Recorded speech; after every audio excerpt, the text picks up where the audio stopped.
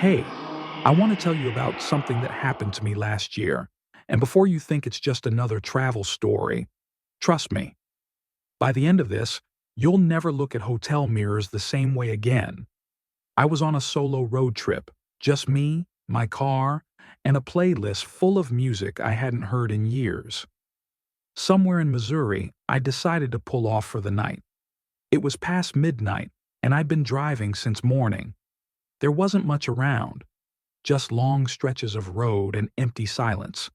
But then I saw it, this old roadside motel with a flickering neon sign that simply read, "Stay." No chain, no stars, just stay. I didn't care. I just needed a bed. The front desk guy didn't say much, didn't even ask for ID. He just looked at me with these glassy, tired eyes and said, "Room 322, third floor, into the hall."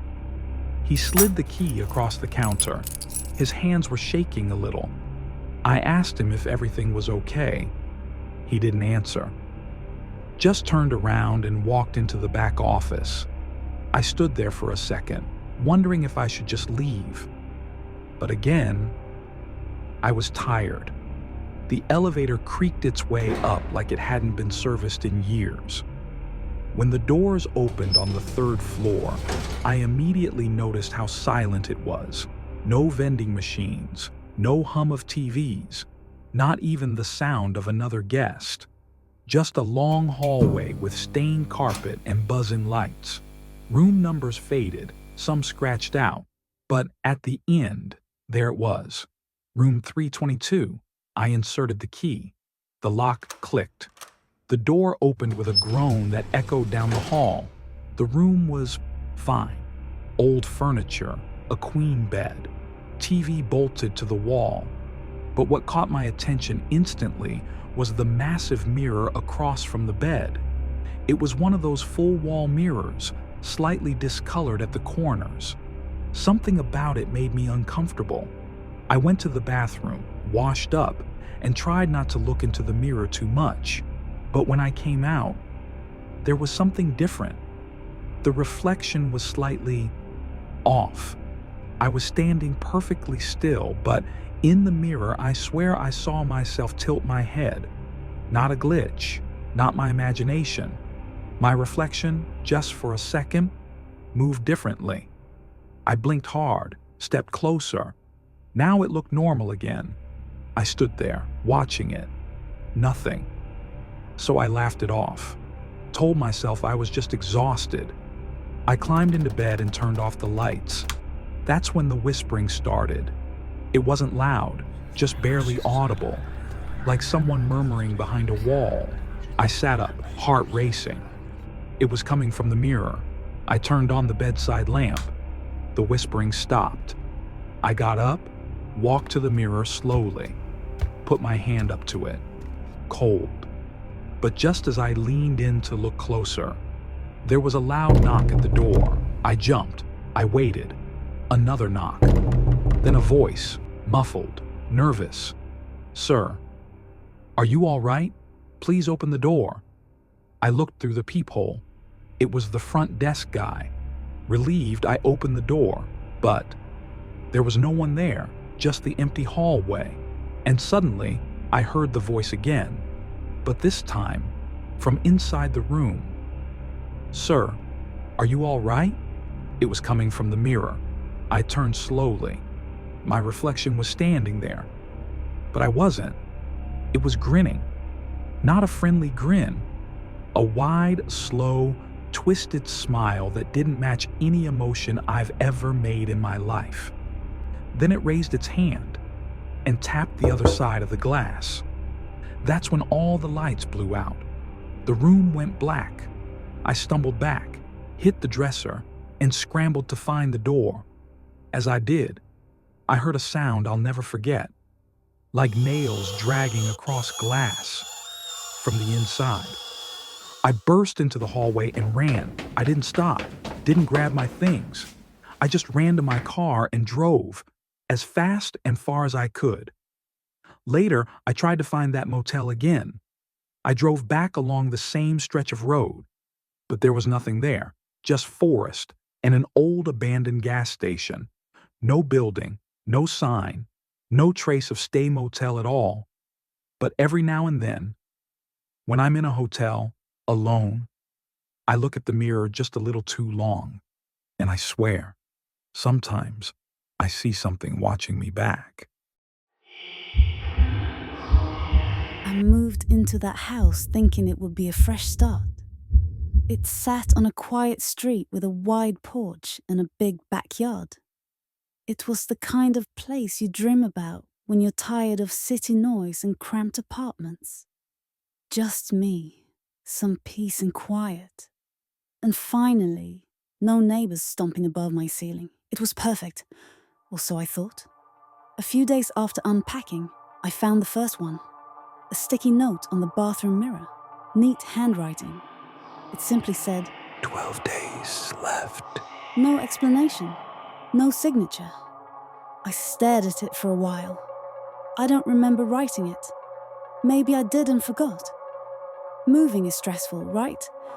But something about it didn't feel like mine.